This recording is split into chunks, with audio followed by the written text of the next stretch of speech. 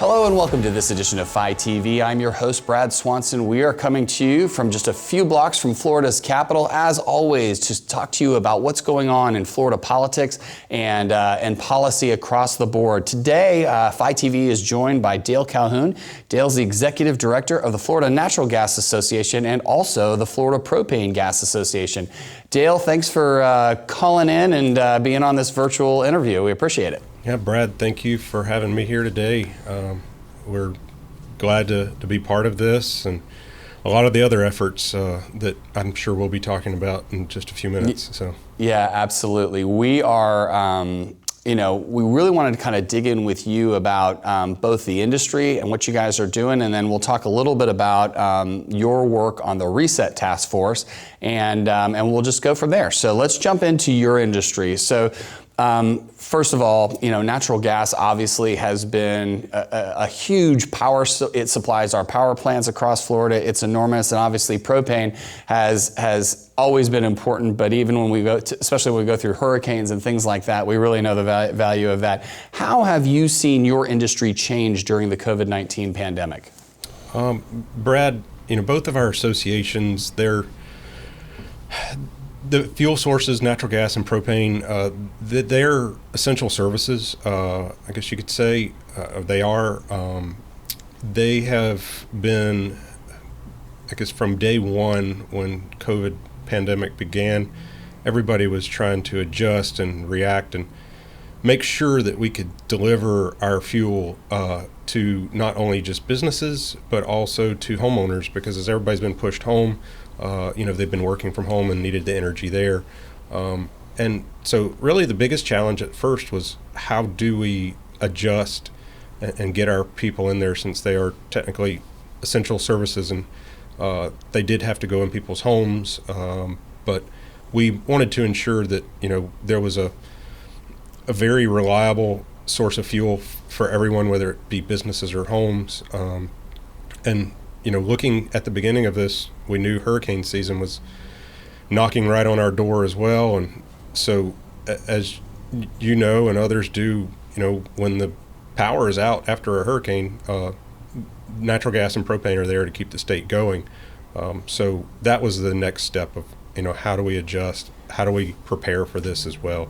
But we've seen everybody has been hit hard by this pandemic, and there's an economic downturn. It's not just impacted the customers of ours, it's impacted us, but we are doing what we have to do to keep Florida's economy going. So.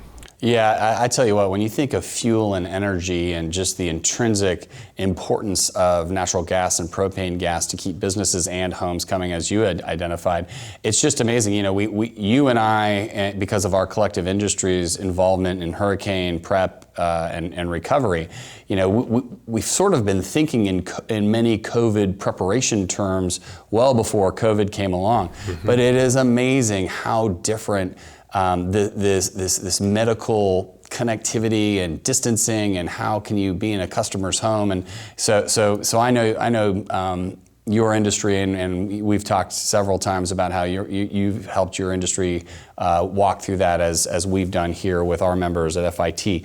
Let's move to. Thank you for your service to your industry in that world. But let's move to the RESET Taskforce. You've got over, I think, 80 different associations coming together to supply recommendations to the governor on how to reset Florida, if you will, and bring our economy back. What's kind of the top theme that your industry, or that you're advocating for your industry? We know nobody knows what those recommendations are going to be, but tell us kind of the top themes that you come to those discussions with. Our primary purpose for being involved in the RESET Taskforce was just to be there to ensure to all of our households and businesses across the state that we were there to provide a reliable fuel source, not knowing, what the manufacturing industry was going to need as any changes that we're going to be facing to respond to COVID. The restaurant and lodging industry is huge customer base for us, knowing they were hit hard We wanted to ensure to them that we were there still to help them as they got their doors back up, whatever that capacity may be. Wanted to make sure that we could attend to their needs. And then even, I guess, going so far as the medical side of our state on that response, early on, reached out to the folks at ACA and governor's office and other places and said, look, if we have to do temporary ICUs or temporary hospital rooms, whatever that may be, such as tents, gas is very portable. The gas appliances, if we have to have water heaters set, if we have to have, other clothes dryers, that type of thing, you could very easily, quickly maneuver with gas and not take up a lot of space. So, did a lot of outreach there as well. But then I guess one thing, I'll just throw a little policy item in there that I've talked to a lot of the RESET groups about. And it's, I guess, one thing that really concerns our industry as we are, that reliable source, not just during COVID, but also after hurricanes, as there's efforts across the country right now to ban natural gas and propane. And there's cities like Berkeley, California, and Brookline, Massachusetts, that have done so already. And there's more cities that are starting to follow that suit. And that's another thing I've talked to all these RESET task groups about.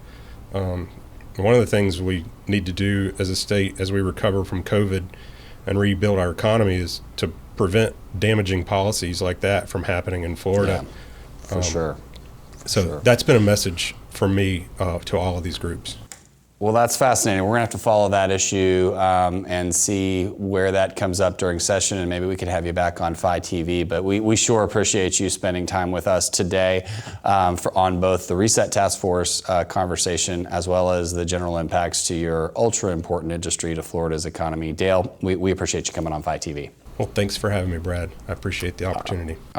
Our pleasure. We look forward to having you on again soon. That's all the time we have for today's episode. So on behalf of the over 130,000 people, our member companies that all work every day to help you to connect to the internet and television experience in Florida, for now, thanks for tuning in.